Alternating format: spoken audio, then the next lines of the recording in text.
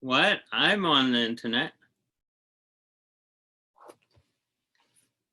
Well, my computer, this won't go on. Do it from your phone.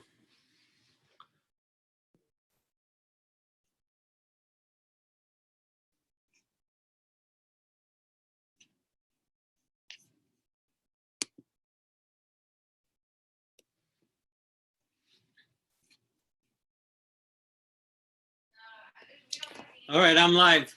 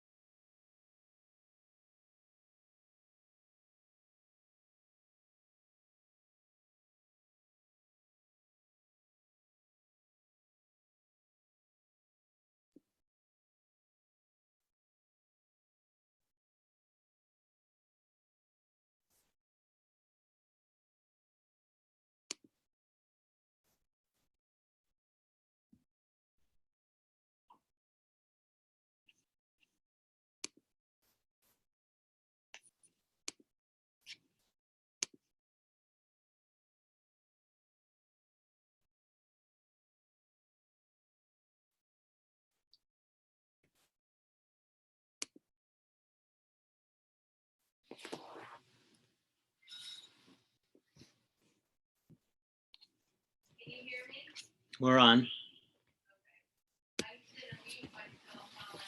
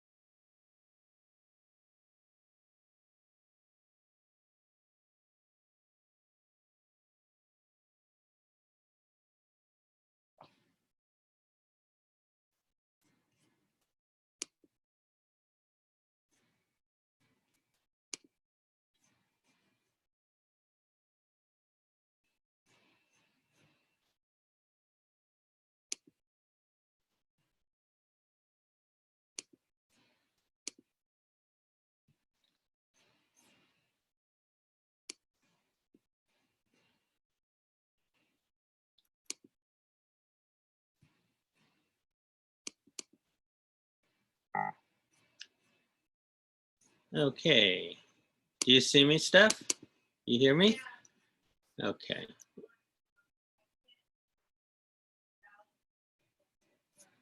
What do you see on your screen?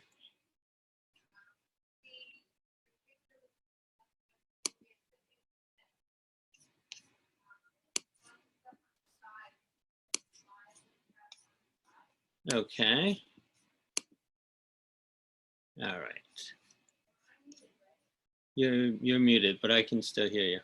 Okay, it's 6 o'clock, and good evening. Welcome to our. This is the third episode of our whitecovid.com live webcast at. Okay, hold on 1 second. Steph, you have to lower your volume, okay? Okay. So here's a live webcast. Today is actually April 11th, 2020. The date up here is wrong. That's from yesterday. We are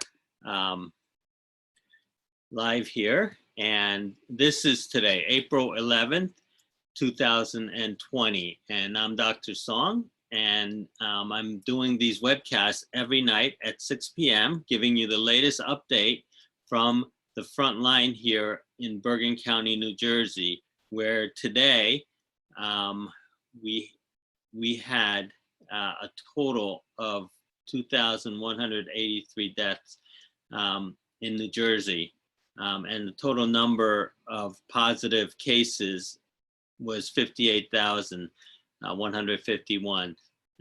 So the numbers continue to go up, but from the data that we're looking at and from what we're hearing, it does look like we may be reaching the peak. And I say that because although the total number continues to go up, the number of new cases from the day before is starting to level off. So if we look at yesterday, we had 54,000 total positive cases. Today we had 58,000. Day before we had 51,000. So like I said, it is continuing to go up, but it looks like we may be hitting the peak of the curve. And once the number of new cases start to level off and the number for the day is less than the previous day, then we know that that we're going to hit that top of the curve, and hopefully it'll start to go down. So my prediction for when we can start opening up our businesses and everything again is June 1st. That is based on assuming that we are hitting the peak. And so having said that, I hope you enjoyed yesterday's broadcast. Today we don't have an interview, but what I'm going to do is I'm going to talk to you about our immune system, because we're doing all this social distancing, and I want you guys to understand what we're doing and why we're doing it. Okay, so obviously you know that the coronavirus is a virus, and we have viruses. We've dealt with flu viruses, all kinds of viruses that we've lived with, and they have not given us this kind of problem, at least in the recent history. We know we've had other things in history, like the Spanish flu. People talk about that, but most of us weren't around at that time. And so let me just start by explaining what a virus is, okay? So a virus is basically an incomplete particle. I'm just going to stop sharing for 1 second so I can turn on my video. Sorry, we're having little technical difficulties, but this is what what is happening in real time. We're using Zoom. Everybody's learning Zoom at a really fast pace, and we are okay. Let me just share the screen again.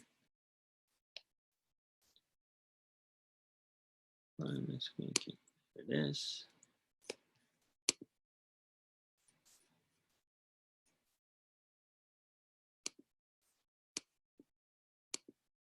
Okay, we're back. So a virus is an incomplete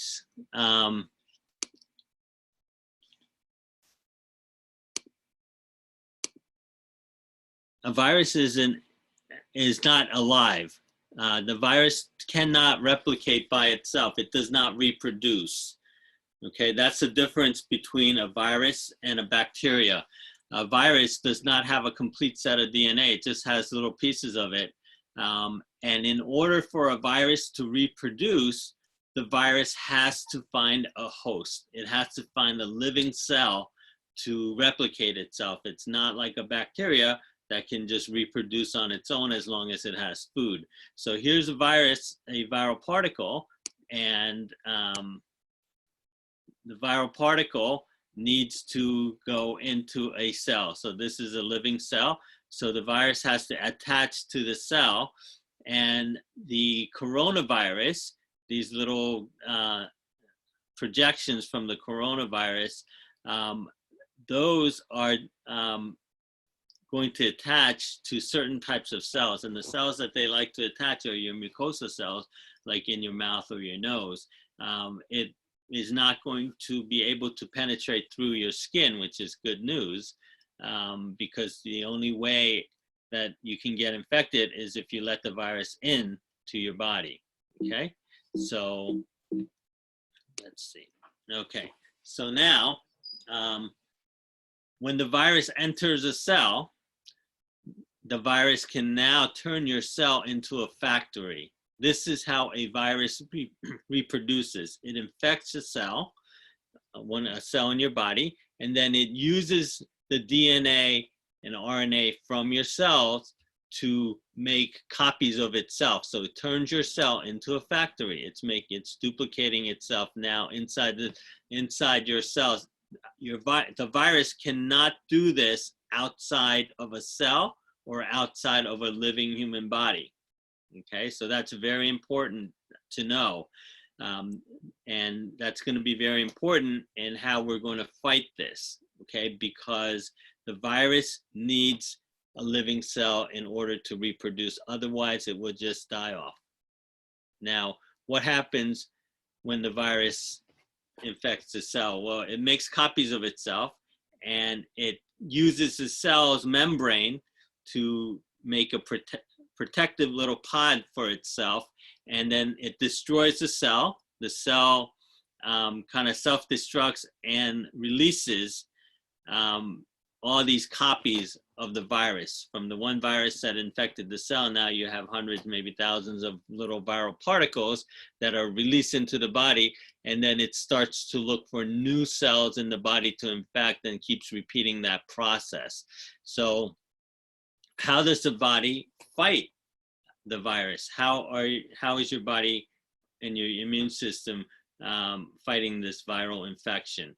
Well, typically your immune system, and the immune system is a very complicated system, but I'm going to just show you a very simplified version, because I just want to make the point so you understand what's happening. So this is a macrophage, which is one of the cells in our body that fights infection, and that's the simplest to understand, because of a macrophage will, whether it's a virus or a bacteria or even a cancer cell, it's going to just eat it, okay? But first it's got to find it, and your immune system, the macrophage is going to look around, and it's going to try to find that virus, and it has to recognize it. If it's a new virus, like the novel coronavirus, the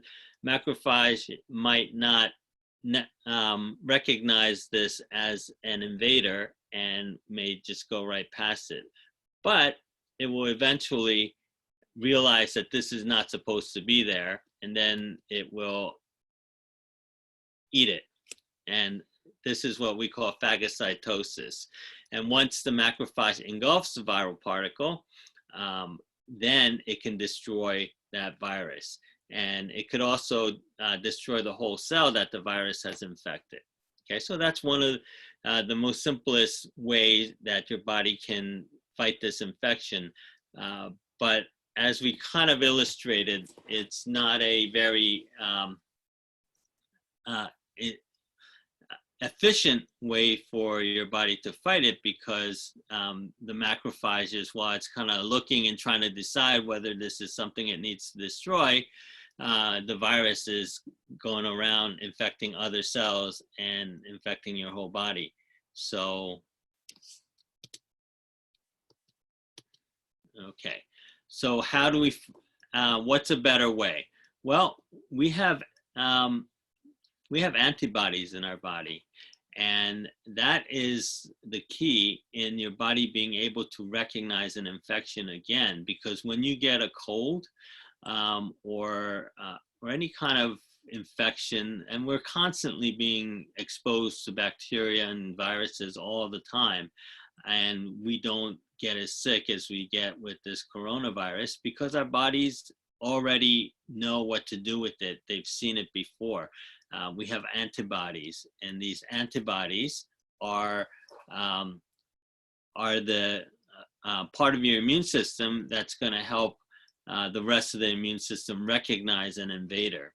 So, so here is an antibody that's coming across the coronavirus, but this antibody acts like, it's like and it's going to recognize the invader by recognizing certain components of it, usually around the outside.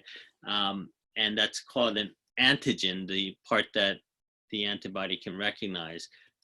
But if it's not the right one, it's kind of like a key, a lock and key. If it's not right, then it's not going to be able to hang on to that antigen.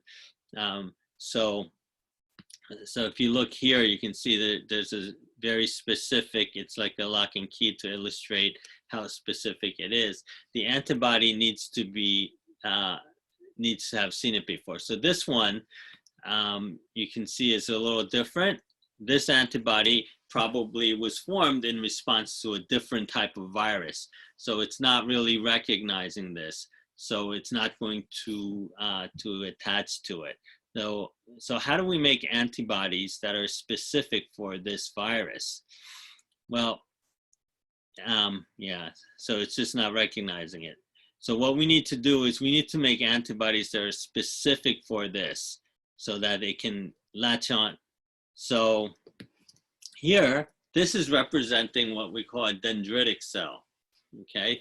These are part of the immune system that makes it doesn't, it'll find an antigen, which is kind of like the lock, and then it'll make a little pattern, and then it's going to take that pattern, okay? So these are not the antibodies. This is another cell. It's kind of a messenger cell. It's going to make a copy of that.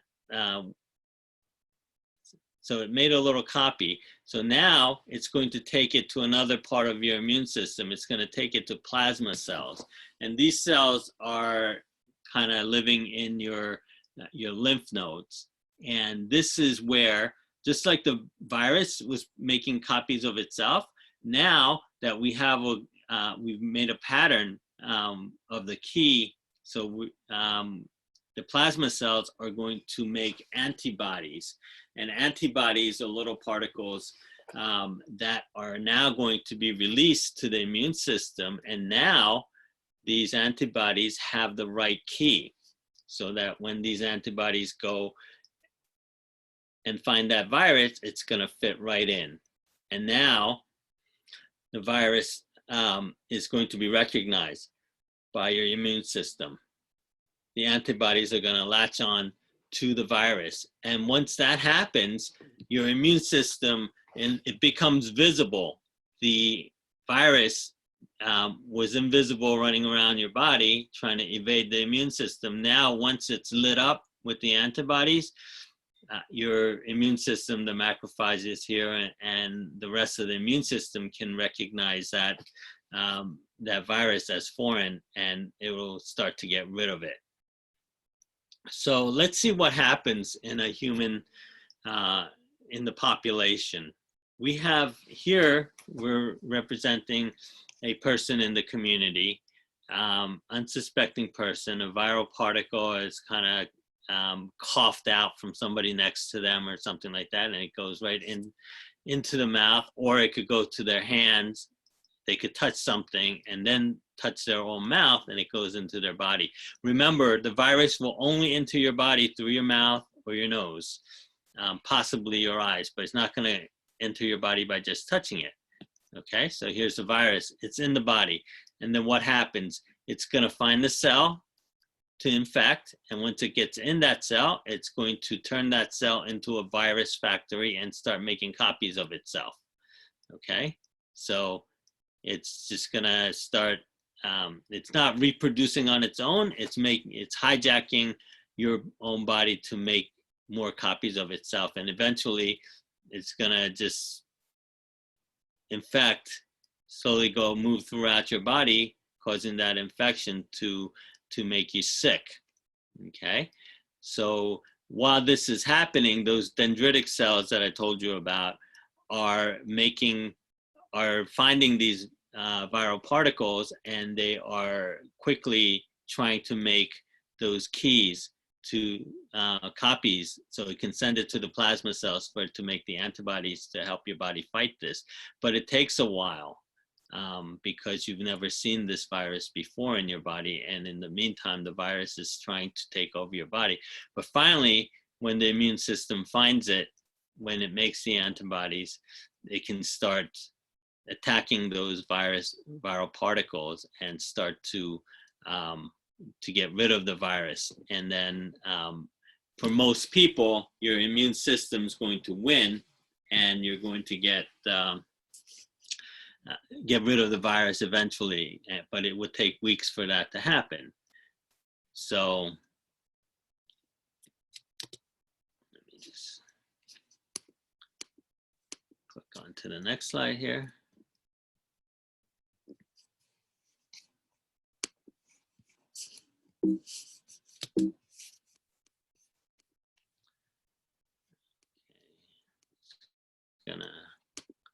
Well, my PowerPoint is stuck. So, okay, so now I'm just gonna do it this way then.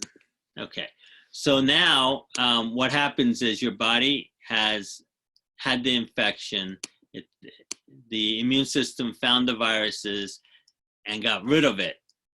And the virus is now gone, but the antibodies are still in your body. So the antibodies are still there, so that the next time you get a virus that comes and tries to infect you, the virus comes in, and your antibodies are going to find it quickly.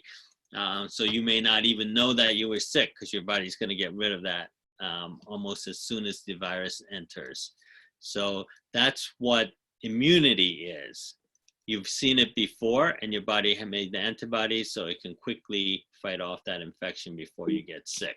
Now, what happens if your body is not making those antibodies fast enough, and your immune system is not able to get to the virus, and the virus is replicating itself faster than your body can fight it off? Well, that's when you start to get really sick. And then if it goes into your lungs, that's where it can really become life-threatening, and that's how people die when the virus goes into the lungs. And it's actually not even the immune system. I mean, it's not the virus itself that's going to kill us. It's actually our own immune system, because once it gets into the lung, the immune system tries to, goes into overdrive. And whereas, we're trying to be very specific, they're making antigens with that lock and key model of recognizing the virus. But once it gets into the lungs, your body just wants to try to do everything to get rid of it. And that's what we call the cytokine storm. So it's just going to send a storm of inflammation, and the immune system is just going to itself start attacking your lungs. And that's how people are dying with this infection. So, so when that happens, the virus wins. So that's why we're trying to prevent people from getting to this point. But although the virus wins, the virus, once the host dies, the virus dies with the host. So the virus cannot survive without a host. So it needs to infect somebody else in order to survive. So so that host is gone and the virus is gone with the host. Okay. So now let's look at, so what happens? Well, although all these viruses died with the host, the virus can escape. Okay. It can escape the body before or even after the person dies. And if it gets out, it can only survive for a very short time outside of the body, usually in a droplet of water from the cough, okay? Or it may stay on a surface where somebody coughed or touched their mouth, or some kind of secretion. And then that virus, we're not sure exactly how long it survives, but it's not going to survive very long, and it's not going to multiply outside of the body. Okay, so it needs, in order for it to survive, in order for the survival of the virus in general, it has to find a new host. So the virus, it turns out this virus is actually very good at finding new hosts. So now it infected somebody else. You got a particle of virus that went and infected somebody else. And this virus this whole cycle will start up again, and either this person's going to fight the virus, the immune system's going to win and destroy the virus, or the virus wins and the patient dies. And then for the virus to survive, it's got to find a new host. So let's look at what that looks like in the community, okay? So if you have somebody, so right now, in the population, this is kind of what's happening. Especially here in New Jersey, we have a lot of sick people, but there's a lot of people who aren't sick, who have not been infected. So how do we keep these people from getting infected from these people? Okay, so that's where the social isolation is, where the social distancing comes in. So how do these people get infected? Well, if this person comes in. Now, these people, this is probably representing one family. They're all infected because they've been in close proximity to each other. But these people are not getting infected until somebody from over here comes in contact with somebody over here. So if this person left and went to visit a friend, now these people are all getting infected. So now as time goes on, people here in this original cluster, some people have developed an immunity because they were sick, but they got over it. And this person's still a little sick, but still has some virus. So this person has passed the virus on to some new hosts. This original cluster, these people are immune, and this person unfortunately has succumbed to the virus and died. Okay, the virus also spread over here. So now we have some more movement. This person went over here and infected this cluster of people. This person became immune and this person passed away too. So now we have a new cluster of people. So the cycle is starting again. And then what happened here? We have a new person that came from somewhere else, and now this person came and infected this person, and that's what's happening. It's just kind of moving very rapidly through our population. So how do we slow that down?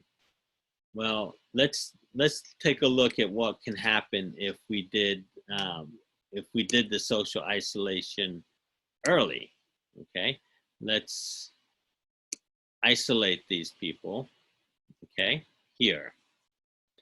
Okay, now we're doing the social distancing.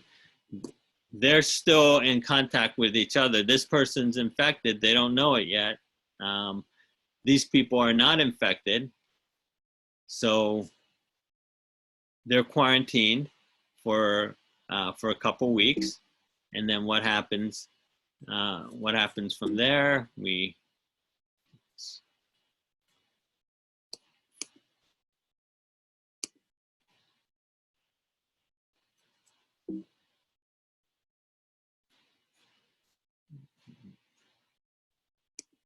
Losing the mouse again. Okay, so here we quarantine these people, and now everybody in this family, in this quarantine group, has been infected, but they're isolated from here, from these people. Okay, so nobody here is infected because they've been isolating, they've been wearing their masks, haven't been in close contact with them, and given enough time, after a few weeks, everybody here, these people survived, and now they're immune, and they had one person pass away from this, but they did not infect these other people. So now this person's gone. These people are probably immune. So now when the isolation is lifted, they can intermingle again and not infect other people. So that's what the social distancing would do ideally. But it's important that everybody does it, okay? So now what if, so what is herd immunity, okay? So eventually, people are going to get exposed to this, but slowly, so that we don't overwhelm the healthcare system, or we may come up with a vaccine and people will get vaccinated, and if enough people are vaccinated or have had the virus and are immune to it, then the virus is not going to be able to spread in the community. What if we have somebody here, somebody who refuses to take a vaccine? Okay, so this one person is refusing to take the vaccine because they're concerned about side effects of the vaccine. Well, with herd immunity, this person's protected too, because when you have most people in a community that are immune, then if a person comes in contact with this community, the only way for this person to get infected is for this person who's infected to come in direct contact with them. If they come in contact with this person, it's not going to go from here to here to here to here to here, because these people are immune. So the virus is not going to be able to go anywhere. And hopefully this person will also eventually recover and be immune too.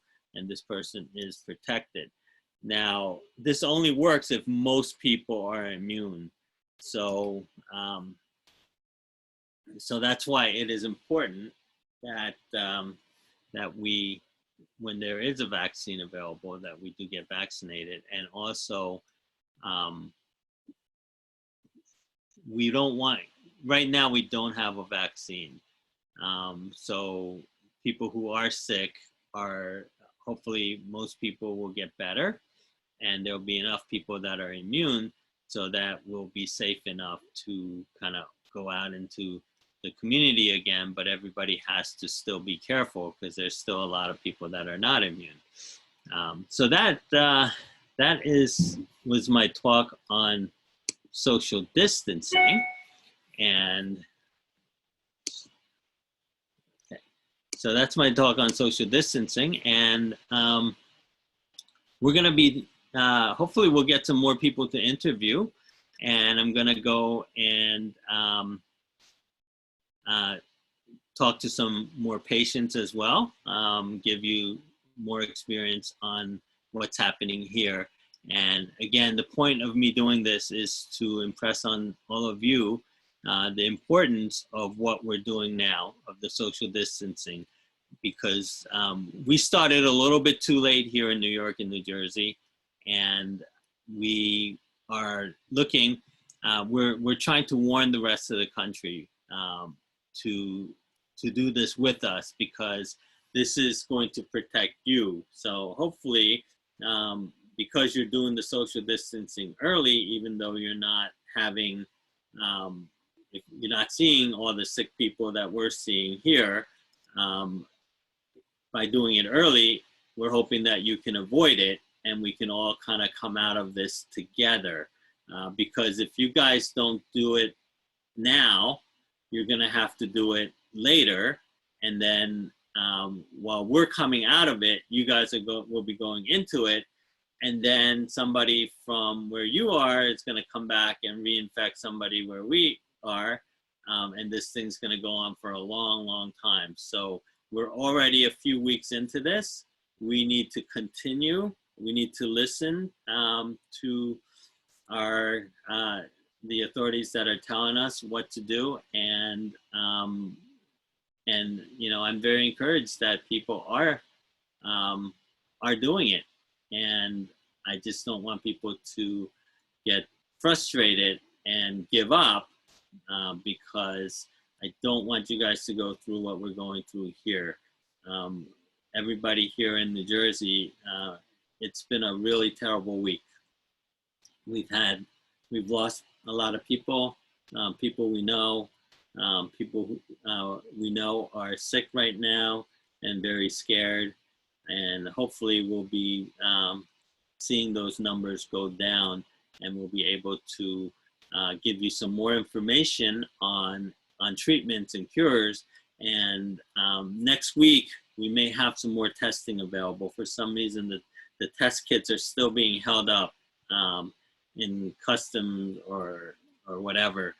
But the new test kits have the antibody test, so that we'll be able to see who has antibodies and may be immune.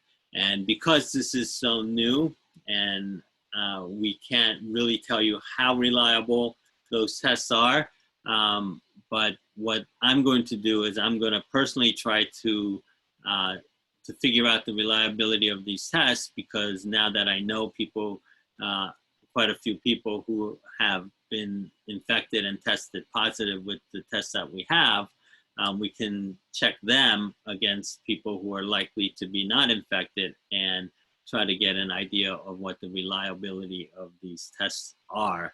But it's better than nothing. And I'll be bringing you real information live up to the minute, and we'll be going over the numbers every day. So thank you for listening, and have a great evening, and we'll see you tomorrow.